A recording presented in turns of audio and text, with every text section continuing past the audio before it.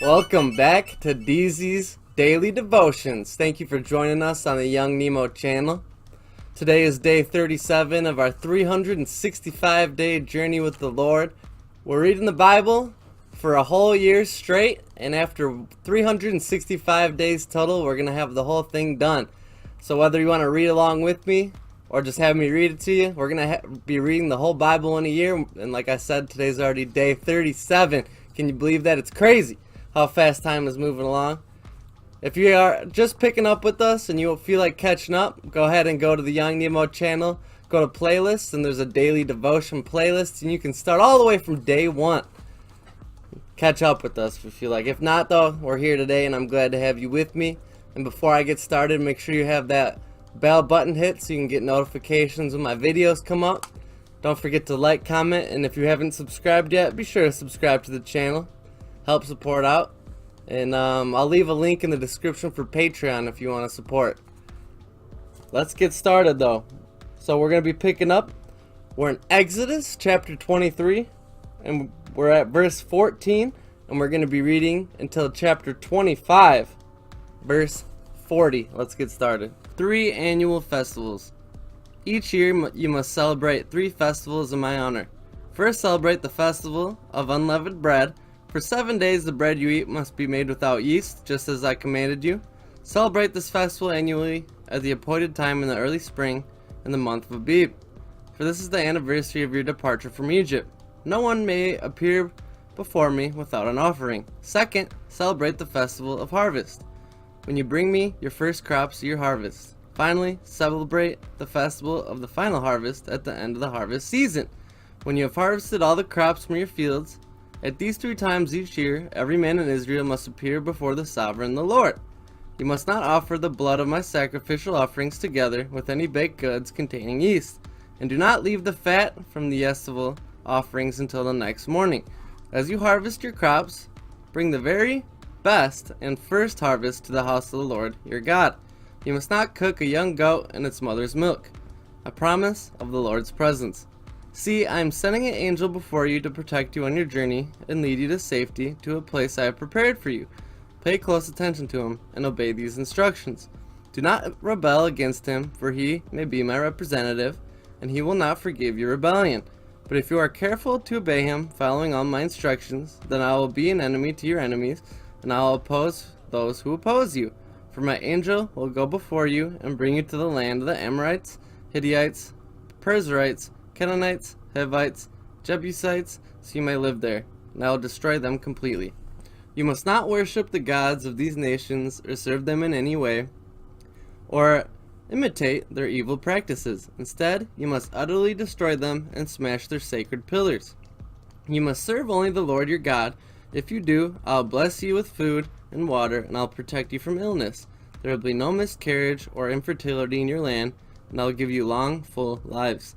I will send my terror ahead of you and create panic among all the people whose lands you invade. I'll make all your enemies turn and run. I'll send terror ahead of you and drive out the Hittites, Canaanites, and Hittites. But I will not drive them out in a single year, because the land will become desolate and the wild animals will multiply and threaten you. I'll drive them out little at a time until your population has increased enough to take possession of the land. And I'll fix your boundaries from the Red Sea to the Mediterranean Sea, and from the eastern wilderness to the Euphrates River. I'll hand you over to the people now living in the land, and you'll drive them out ahead of you. Make no treaties with them or their gods. They must not live in your land, or they will cause you to sin against me. If you serve their gods, you'll be caught in a trap of idolatry. Chapter 24. Israel accepts the Lord's covenant. Then the Lord instructed Moses, "Come up here and bring me along Aaron, Nadab, Ahu, and 70 of Israel's elders. All of you must worship from a distance. Only Moses is allowed to come near the Lord. The others must not come near, and none of the other people allowed to climb up the mountain with him." Then Moses went down to the people and repeated all the instructions and regulations the Lord had given him. All the people answered with one voice, "We will do everything the Lord commanded." Then Moses carefully wrote down all the Lord's instructions. Early the next morning, Moses got up and built the altar in front of the mountain. He also set 12 pillars, one of each of the 12 tribes of Israel. Then he sent home young Israelite men to present burnt offerings and sacrifice bulls as peace offerings to the Lord. Moses drained half the blood from these animals into basins, the other half he splattered against the altar. Then he took the book of the covenant and read aloud to the people. Again they responded, "We will do everything the Lord commanded, we will obey." Then Moses took the blood from the basins and splattered it over the people, declaring, "Look, this blood confirms the covenant the Lord has made with you in giving you these instructions." Then Moses, Aaron, Nadab, Abihu, and the 70 elders of Israel climbed up the mountain. There they saw God of Israel. Under his feet there seemed to be a surface of brilliant blue, lapis lazuli, as clear the sky as itself. And those of the nobles of Israel gazed upon God. He did not destroy them. In fact, they ate a covenant meal, eating and drinking in his presence. Then the Lord said to Moses, "Come to me on my mountain, stay there, and I will give you a tablet of stone, which I have inscribed as instructions and commands so you can teach them to the people." So Moses and his assistant Joshua set out, and Moses climbed up the mountain of God. Moses told the elders, "Stay here and wait until we come back. Aaron and Hur will be here with you. And anyone at a dispute when I'm gone, consult with them." Then Moses climbed the mountain, and a cloud covered it. And the glory of the Lord settled down Mount Sinai, and the cloud covered it for 6 days. On the 7th day the Lord called to Moses from inside the cloud. To the Israelites at the foot of the mountain, the glory of the God appeared at the summit like a consuming fire. Then Moses disappeared at the cloud and climbed higher up the mountain. He remained on the mountain 40 days and 40 nights. Chapter 25, Offerings for the Tabernacle. Then the Lord said to Moses, "Tell the people of Israel to bring me their sacred offerings. Accept the contributions from all the hearts that are moved to offer them.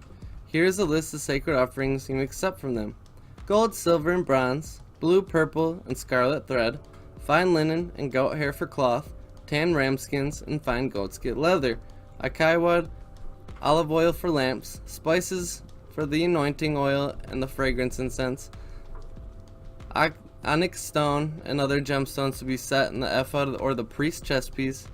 Have the people of Israel build me a holy sanctuary so I can live among them. You must build this tabernacle and its furnishings exactly according to the pattern I will show you." Plans for the Ark of the Covenant. Have the people make an ark of acacia wood, a sacred chest 45 inches long, 27 inches wide, and 27 inches high. Overlay it inside and outside with pure gold, and run a molding of gold all around it. Cast 4 gold rings and attach them to the 4 feet, 2 rings on each side. Make poles from acacia wood and overlay them with gold. Insert the poles into the rings and at the sides of the ark to carry it. These carrying poles must stay inside the rings, never remove them. When the ark is finished, place it inside the stone tablets inscribed with the terms of the covenant, which I give to you. Then make the ark's cover, the place of atonement, from pure gold. It must be 45 inches long and 27 inches wide. Then make 2 cherubim from hammered gold and place them at the 2 ends of the toned cover. Mold the cherubim on each end of the toned cover, making it all one piece of gold. The cherubim will face each other and look down at the atonement cover. With their wings spread above it, they will protect it. Place inside the ark the stone tablets inscribed with the terms of the covenant, which I give to you. Then put the atonement cover on the top of the ark. I'll meet you there and talk to you from the atonement cover between the gold cherubim and hover the Ark of the Covenant. From there I'll give you my commands for the people of Israel. Plans for the table. Then make a table of acacia wood 35 inches long, 18 inches wide, and 27 inches high. Overlay it with pure gold and run a gold molding around the edge. Decorate it with a 3-inch border all around and run a gold molding along the border. Make 4 gold rings from the table and attach them at the 4 corners to the next 4 legs. Attach the rear rings near the border to hold the poles they use to carry the table. Make these poles from acacia wood and overlay them with pure gold. Make special containers of pure gold for the table, bowls, pans, pitchers, and jars to be used in pouring out liquid offerings. Place the bread at the presence of the table to remain before me at all times. Plans for the lampstand. Make a lampstand of pure hammered gold. Make the entire lampstand and its decorations of one piece, the base, center stem, lamp cups, buds, and petals. Make it 6 branches going out from the center, 3 on each side. Each of the 6 branches will have 3 lamp cups shaped like almond blossoms, complete with buds and petals. Craft the center stem of the lampstone with 4 lamp cups shaped like almond blossoms, complete with lampstone buds and petals. There will also be an almond bud beneath each pair of branches, where 6 branches extend from the center stem. The almond buds and branches must be a one piece with the center stem, and they must be hammered from pure gold. Then make 7 lamps for the lampstand, and set them to reflect their light forward. The lamp snuffers and trays must be made of pure gold. You will need 75 pounds of pure gold for the lampstand and its accessories. Be sure you make everything according to the pattern I have shown you on the mountain. So that's where we're leaving off with Exodus today. Let's go ahead and move on to Matthew. We're going to be picking up where we left off yesterday in Matthew chapter 24, and we're going to be reading verses 29 to 51. Immediately after the anguish of those days, the sun will be darkened, the moon will give no light, the stars will fall from the sky, and the powers in the heavens will be shaken. And then at last the sign of the Son of Man is coming will appear in the heavens. There will be a deep mourning among all the people on earth, and they'll see the Son of Man coming on the clouds of heaven with the power and great glory. He will send out his angels in the mighty blast of a trumpet. He will gather his chosen ones from all over the world, from the farthest ends of the earth and heaven. Now learn a lesson from the fig tree. When its branches bud and leaves begin to sprout, you know that summer is near. In the same way, when you see all these things, you know that return is very near, right at the door. And I tell you the truth, this generation will not pass from the scene until all things take place. Heaven and earth will disappear, but my words will never disappear. However, no one knows the day or hour when these things will happen, not even the angels in heaven or the Son himself. Only the Father knows. When the Son of Man returns, it will be like Noah's day. In those days before the flood, the people were enjoying banquets and parties and weddings right up to the time Noah entered his boat, when the people didn't realize what was going to happen until the flood came and swept them all away. That is the way it will be when the Son of Man comes. 2 men will be working together in the field, one will be taken, the other left. 2 women will be grinding flour at the mill, one will be taken, one will be left. So you, too, must keep watch, for you don't know the day your Lord is coming. Understand this, if a homeowner knew exactly when a burglar was coming, he would keep watch and not permit his house to be broken into. He must also be ready all the time, for the Son of Man will come when least expected. A faithful, sensible servant is one whom the master can give the responsibility of managing his other household servants and feeding them. If the master returns and finds the servant has done a good job, there will be a reward. I tell you the truth, the master will put that servant in charge of his own. But if the servant is evil and thinks, my master won't be back for a while, and begins beating the other servants, partying and getting drunk, the master will return unannounced and unexpected, and he will cut the servant to pieces and assign him a place with the hypocrites, and that place will be the weeping and gnashing of teeth. So we'll pick up with this again tomorrow. Let's go ahead and move on to our psalm for the day, and today we're going to be reading Psalm 30. Psalm 30. I will exalt you, Lord, for you rescued me. You refused to let my enemies triumph over me. O Lord my God, I cried to you for help, and you restored my health. You brought me out from the grave. O Lord, you keep me from falling into the pit of death. Sing to the Lord, all you godly ones. Praise his holy name, for his anger lasts only a moment, but his favor lasts a lifetime. Weeping may last through the night, but joy comes with the morning.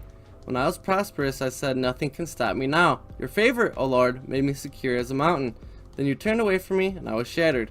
I cried out to you, O Lord. I begged the Lord for mercy, saying, what will I gain if I die, if I sink it to the grave? Can my dust praise you? Can I tell you of your faithfulness? Hear me, Lord. Have you mercy on me. Help me, O Lord. You have turned my mourning into joyful dancing. You have taken away my clothes of mourning and clothed me with joy, that I might sing praises to you and not be silent. O Lord my God, I'll give you my thanks forever. Amen. So we're leaving off with that, but today we're going to be moving on to Proverbs, and we're going to be finishing in chapter 7, verses 24 to 27. So listen to me, my sons, and pay attention to my words. Don't let your heart stray away toward her. Don't wander down her wayward path, for she has been ruin of many. Many men have been her victims. Her house is the road to the grave. Her bedroom is the den of death. So that has been day 37 of DZ's Daily Devotions, reading the Bible in 365 days. How about that? Before you leave, don't forget to like, comment, and subscribe to my channel, and hit that bell button for notifications when a new video comes up. I'm doing this every single day, so don't forget to tune in tomorrow for day 38. Subscribe to my Patreon at www.patreon.com/YoungNemo. That's how you can support me and make this all possible. And if you haven't, I'll leave a link in the description so you can check that out. And I will see you on day 38.